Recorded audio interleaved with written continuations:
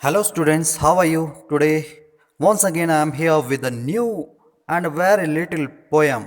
The name of the poem is Fog, written by Carl Sandburg. Okay, first of all we will find out some tough words. Harbor, harbor का मतलब होता है बंदरगाह. Haunches, haunches का मतलब होता है घुटनों के बल बैठ जाना. तो अब स्टार्ट करते हैं. The fog comes over harbor and city on little cat feet on silent haunches. It sits looking and moves on. ठीक है, देखिए कवि कह रहा है जिस प्रकार से बिल्ली चुपचाप कदमों से आती है, बिल्कुल शोर किए हुए, ठीक है, बिना शोर किए हुए बिल्कुल चुपचाप कदमों से आती है और फिर घुटने मोड़कर बैठ जाती है, फिर थोड़ा देर के बाद चले जाती है।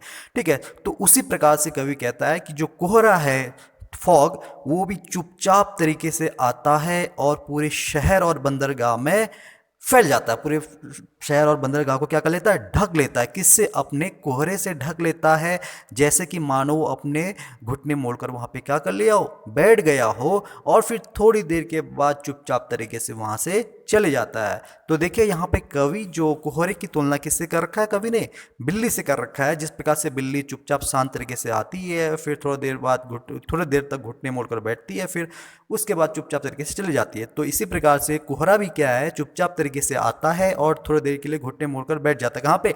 हार्बर, बंदरगाह और शहर में। और जो वो पूरे एरिया को क्या कर लेता है, अपने कोहरे से ढक लेता है और फिर थोड़ी देर के बाद चुपचाप तरीके से उस जगह से चले जाता है। ठीक है, काफ़ी इंटरेस्टिंग कविता है। ठीक है, तो यहीं पे ये समाप्त होती है। आशा करता हूँ आप लोगों के समझ में आ गया होगा। Thank you for today.